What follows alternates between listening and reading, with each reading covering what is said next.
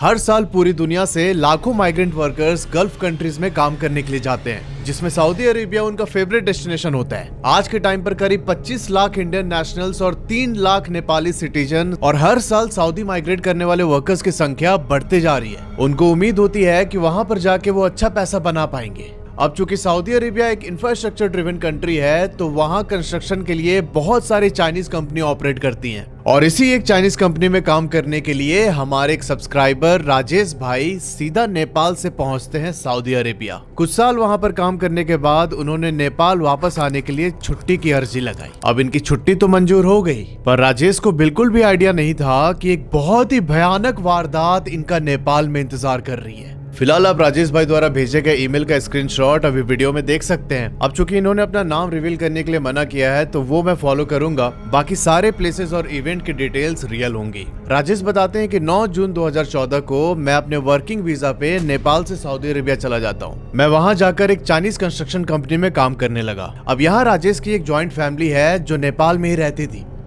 इसके फैमिली में मम्मी, पापा, पत्नी, 2 बच्चे, इसका एक छोटा भाई, छोटे भाई की पत्नी, उनके बच्चे और राजेश की 3 बहन।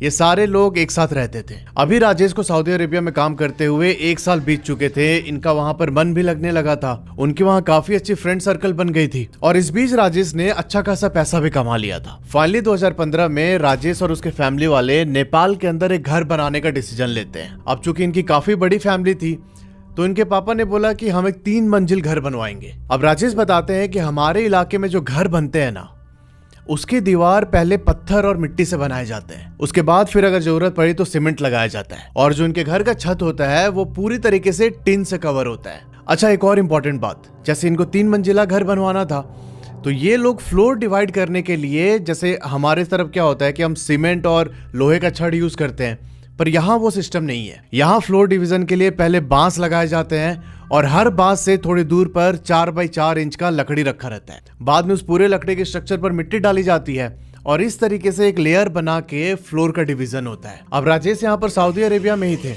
इन्होंने घर पर कुछ पैसे भेजे और खुद छुट्टी के लिए अप्लाई कर दिया। अब नेपाल में इनके घर का कंस्ट्रक्शन शुरू हो जाता है, जो कि इनके पापा और छोटे भाई देख रहे थे। अब राजेश यहाँ लिखते हैं कि उस 3 मंजिले घर के लिए हमने पर्याप्त मात्रा में पत्थर और टिन सब कुछ इकट्ठा कर लिया था। पापा और भाई ने मिलकर 2-2.5 महीने में ही 2 मंजिल तैयार कर दिए घर के। और इसके बाद अब बारिश का सीजन शुरू होने वाला था, तो हमने सोचा कि भाई जल्दी 15-20 दिन या 1 महीने के अंदर ये सारा काम हम निपटा देंगे। पर उन दोनों मंजिल के कंप्लीट होते होते जो लकड़ी इन्होंने इकट्ठा किया था, वो तीसरे मंजिल के कंस्ट्रक्शन के लिए कम पड़ गई। राजेश बताते हैं कि उस टाइम पर बारिश भी जल्दी शुरू हो गई और इसी वजह से हम नई लकड़ी नहीं काट सकते थे। अब उस टाइम पर खेतों में फसल लगे होते हैं, पानी वानी भर जाता है, तो लकड़ी काट के लाना बड़ा इनकन्वीनियंट था इनके लिए। अब ये सब बात राजेश के पापा और उनके भाई ने इनको फोन पर बताया, तो ये काफी टेंशन में आ गए। अब 2 दिन बाद राजेश की पत्नी का दोबारा फोन आता है इनको। वो बोलती है कि लकड़ी का इंतजाम हो गया है, पहले से कटी हुई लकड़ी रखी थी कहीं पे, तो हम लोगों ने कुछ जुगाड़ लगाया तो लकड़ी हमें मिल गई है। थोड़ी महंगी मिली पर मिल गई है, काम हो जाएगा। तो राजेश बोलते हैं कि ठीक है, अच्छी बात है, तुम लोग घर का कंस्ट्रक्शन कंप्लीट करवा दो, मेरी भी छुट्टी नज़दीक आने वाली है, तो मैं भी जल्दी आऊँगा मिलने। अब फ़ोन काटने के बाद राजेश बड़े रिलैक्स है कि यार चलो फाइनली मेरा घर बन के तैयार हो गया है। पर भाई ये चीज़ इतना सिंपल होता तो आज ये कहानी थोड़ी बन रही होती। सुनना अब ध्यान से आगे क्या होता है। अब देखो, घर बनने की खुशी में राजेश ने यहाँ सऊदी अरेबिया के अंदर ही अपने दोस्तों को पार्टी दे दी और ये वेट कर रहे थे कि कब मेरे छुट्टी का दिन आएगा और मैं वापस नेपाल जाऊंगा। पर जैसे इनकी छुट्टी का दिन नजदीक आया ना, उसके 2 दिन पहले ही जो इनका सुपरवाइजर था उसने इनकी छुट्टी कैंसिल कर दी। बोला कि अभी वर्कलोड ज्यादा हो गया और लेबर भी कम है हमारे पास, तो तुम थोड़ा बाद में घर जाना। अब राजेश ने ये बात अपने घर वालों को बताई। राजेश बताते हैं कि जब भी हमारे बिरादरी में किसी का घर बनता है तो हम लोग एक बहुत अच्छी खासी दावत करते हैं, मतलब पार्टी होती है पूरी। अब चूंकि राजेश के घर वालों को पता था कि 2 दिन के बाद राजेश आने वाला है, तो इन्होंने वो पार्टी अनाउंस कर दी थी कि यार हम लोग घर बना है, तो सारे रिश्तेदार वगैरह इनवाइट कर दिए थे। पर यहाँ राजेश की छुट्टी तो कैंसिल हो गई। पर इसने बोला कि ठीक है, आप लोग एक काम कीजिए, आप लोग पार्टी कर लीजिए, जब मैं वापस नेपाल आऊंगा तो हम दोबारा एक पार्टी करेंगे।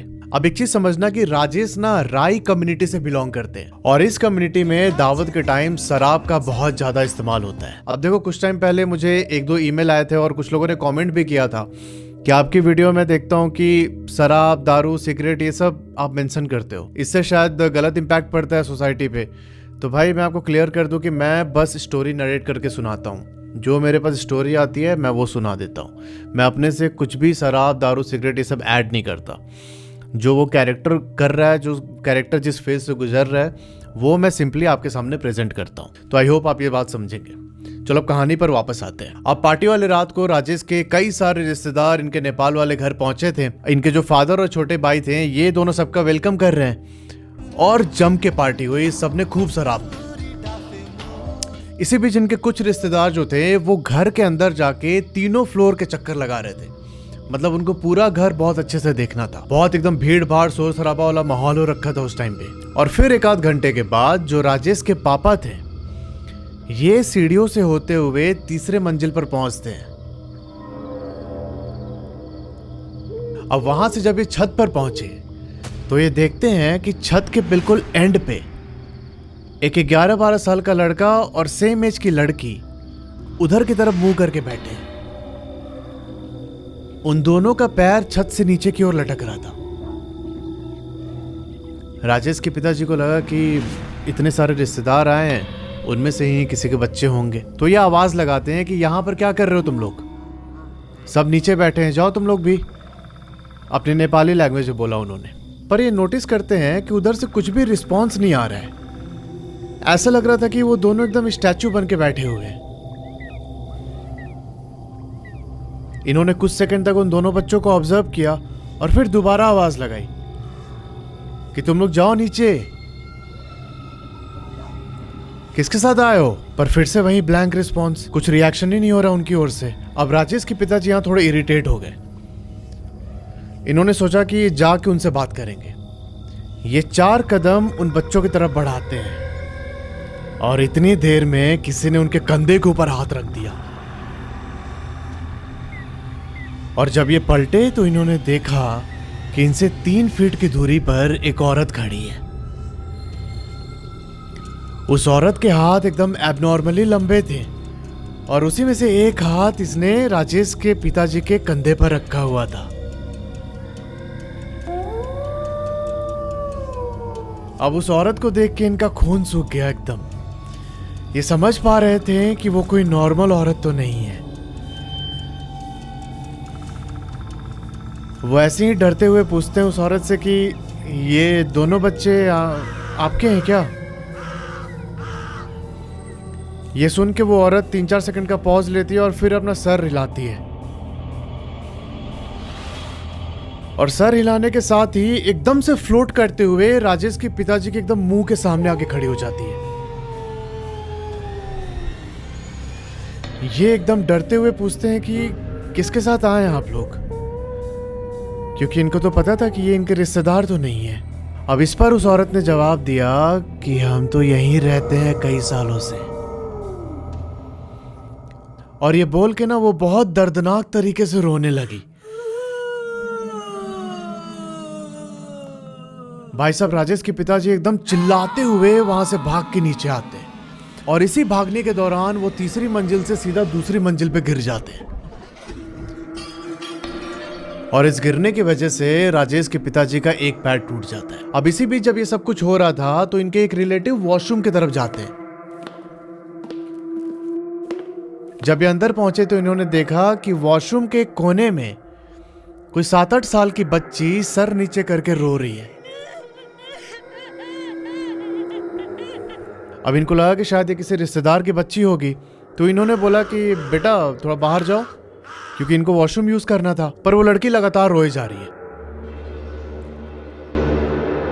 इन्होंने डिसाइड किया कि उसे पकड़ के बाहर लेके आएंगे और जो भी रिश्तेदार जिसकी बेटी होगी उसको सौंप देंगे। ये जाते हैं लड़की के पास उसे उठाने के लिए और इसी बीच लड़की ने अपना सर ऊपर किया। भाई उसका पूरा फेस एकदम फ्लैट था और जो उसकी गर्दन थी ना वो आधी कटी हुई झूल रही है ऐसे। राजेश के जो ये रिश्तेदार थे उनको शॉक लगा एकदम कि क्या देख लिया इन्होंने। ये वॉशरूम खोल के बाहर निकलते हैं और उसी बीच उनका भी पैर फिसलता है।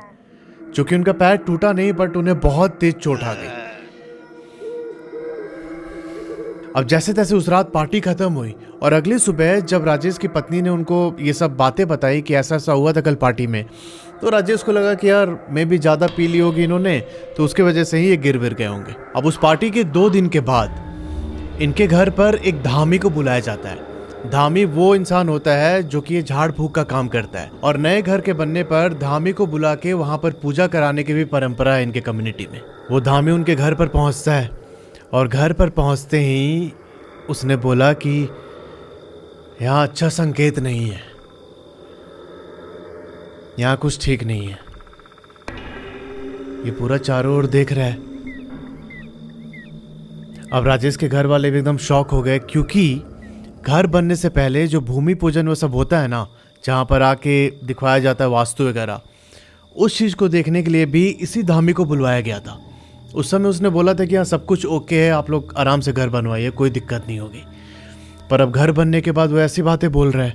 अब राजेश के घर वालों को ये लग रहा था कि शायद जो हमने पत्थर यूज़ किया है घर में, वो कब्रिस्तान का पत्थर हो सकता है, मे भी उसकी वजह से हो रहा। पर वो धामी थोड़े से ध्यान में बैठने के बाद बताता है कि गड़बड़ पत्थर में नहीं है, बल्कि जो आपने लकड़ी यूज़ किया है ना उसमें है। मैं कुछ क्रिया करके जा रहा हूँ और फिर आप बताना मुझे कि क्या सुना आपने, क्या महसूस किया।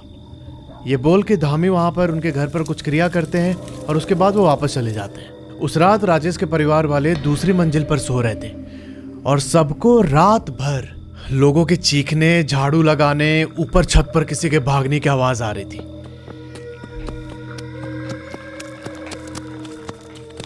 इनको ऐसा फील हो रहा था कि एक कोई दूसरी फैमिली ऊपर वाले फ्लोर पे रह रही है। अब अगली सुबह राजेश की पत्नी इनको रोते हुए सारी बात बताती है। अब ये सब सुन के राजेश यहाँ सऊदी अरेबिया में बहुत टेंशन में आ गए कि यार मैं हूं भी नहीं वहां पे, और मैं होता तो जरूर कुछ इसका उपाय करता। मेरे परिवार को ये सब कुछ अकेले फेस करना पड़ रहा है। राजेश की माँ और पत्नी इनको सारी घटना बताती कि कल रात को हमने ऐसा ऐसा महसूस किया। फाइनली कुछ हफ्तों के बाद राजेश की छुट्टी जो पोस्टपोन्ड हुई थी उसका डेट आता है और राजेश सीधा पहुंचते हैं नेपाल। यहाँ राजेश और उनके छोटे भाई ने डिसाइड किया कि आज हम दोनों रात को तीसरे फ्लोर पर सोएंगे, जहां से इनकी फैमिली को सारी आवाजें सुनाई देती थी। ये दोनों बहुत हिम्मत करके ऊपर गए सोने के लिए, और राजेश बताते हैं कि भाई रात के 12 बजते ही ना, जो हमारा कमरा था उसके बाहर हमें ऐसा महसूस हुआ कि कोई ना एक इंसान की बॉडी को घसीट के लेके जा रहा है, और उसके साथ ही किसी के कराहने की आवाज सुनाई दे रही थी। अब हम हिम्मत करके वहां सो तो गए थे, पर यहां हमारे अंदर एकदम डर बैठ गया। पूरे शरीर में ठंडी लहर दौड़ने लगी, और इसी बीच मैंने करवट लेने का सोचा, और जैसे ही मैं दूसरी तरफ मुड़ा ना, मैंने देखा कि एक 11-12 साल की बच्ची मेरे जस्ट बाजू में बैठी हुई है और बैठ के हम दोनों भाइयों को देख रही है। उसका चेहरा एकदम सफेद हो रखा था। हम वहां से उठ के भागना चाहते थे, पर हमारी बॉडी एकदम फ्रीज हो गई उस समय। हम लगातार उसी लड़की की तरफ देखे जा रहे थे और हम बहुत सतर्क थे। हम सोच रहे थे कि कहीं हम इधर उधर देखेंगे तो लड़की शायद हमारे ऊपर अटैक कर देगी, इसलिए हम लगातार उस लड़की की ओर देख रहे हैं। और देखते देखते वो लड़की रोने लगी एकदम जोर जोर से। रो के बोलती है कि मुझे अपने पास रख लीजिए, यहीं रहना है मुझे। अब ये लाइन सुन के कहाँ वो दोनों रुकने वाले थे, ये भाग के सीधा नीचे गए और उसी रात आसपास जो लोग रहते थे उनको इकट्ठा कर लिया। अब उनको इकट्ठा करके हमें सारी बातें बता ही रहे थे कि उसी बीच अचानक हम बेहोश होके नीचे गिर गए। अगले 24 घंटे तक हमें होश नहीं आया, और फिर जब हमारी आंखें खुली तो हमें बहुत तेज बुखार था। इसके बाद फिर से उसी धामी को बुलवाया गया जिन्होंने राजेश और उनके भाई को झाड़ फूक करके ठीक किया। फिर धामी ने बोला कि वो तीसरे फ्लोर पर जो तुमने लकड़ी लगाई है ना, मैंने आपको बताया था कि इनको लकड़ी कम पड़ गई थी तो इन्होंने खरीदा था कहीं से। धामी बोलते हैं कि उसी लकड़ी की वजह से हो रहा है ये सब। अब ये सारे परिवार वाले एक साथ बैठे थे और राजेश फिर पूछने लगा अपने भाई और पापा से कि ये सब लकड़ी जो है ऊपर वाला आप लोग कहाँ से लेके आए हैं, तब उसके पापा ने उस आदमी का नाम लिया जिससे उन्होंने लकड़ी खरीदी। उस आदमी का नाम है मान श्रेष्ठ। फिर इनको पता चलता है कि श्रेष्ठ ने वो लकड़ी एक पुराने घर को खरीद कर उससे निकाली थी। वो घर करीब 10 साल पहले तोड़ा जा चुका था और उसी टूटे हुए घर से लकड़ी लेके इसने बेच दिया था राजेश की फैमिली को। अब राजेश और उनके फैमिली के कान खड़े हो गए। ये लोग उसकी तह तक जाना चाहते थे कि आखिर उस लकड़ी में क्या दिक्कत है, क्या हुआ था उस घर में। ये लोग फाइनली उस घर के पास जाते हैं और आसपास के लोगों से बात करने लगे, पूछने लगे कि क्या हुआ था यहाँ पे। तब इनको पता चलता है कि 2002 में यहाँ एक फैमिली रहती थी। उस फैमिली में हस्बैंड, वाइफ और उनके 7 बच्चे रहते थे। अब एक रात जो वो आदमी था उसकी किसी बात पर बहस होती है अपने परिवार के अंदर और उसने एक ही रात में अपनी पत्नी और 6 बच्चों को मार डाला। उसका सबसे बड़ा बेटा घर पर नहीं था उस टाइम पर, तो वो बच गया। उस आदमी ने कुल्हाड़ी और चाकू से काट काट के अपनी पूरी फैमिली खत्म कर दी थी और उन्हीं की स्पिरिट उस घर के हर कोने में मंडरा रही थी। जब उस घर से लकड़ी लाकर इन्होंने अपने नए घर में लगाई तो वो स्पिरिट भी इनके साथ पहुंच चुकी थी यहाँ पे। राजेश बताते हैं कि बाद में कई सारे झाड़ फूक करने वालों ने इसे ठीक करने की कोशिश की पर कोई फायदा नहीं हुआ। राजेश ने जो वो लकड़ी रखी थी उसके पूरे अंदर बाहर हर जगह सीमेंट का प्लास्टर भी करवा दिया पर तब भी समस्या का समाधान नहीं हुआ। राजेश बताते हैं कि फाइनली हमें वो घर छोड़ना पड़ा। आज के टाइम पर वो घर खाली पड़ा है और हमने उस घर से थोड़ी दूर पर एक नया घर बनवाया है। आज भी उनके पुराने घर में वो औरत और उसके बच्चों की आत्माएं ही रहती हैं। तो यार ये थी पूरी कहानी। अगर आपके जानने में ऐसा कोई इंसिडेंट हुआ है तो नीचे जो ईमेल आईडी आ रहा है उस पर अपनी कहानी मुझे भेज सकते हैं। मिलते हैं आपसे अगले वीडियो में, तब तक के लिए अपना ध्यान रखो और हर हर महादेव।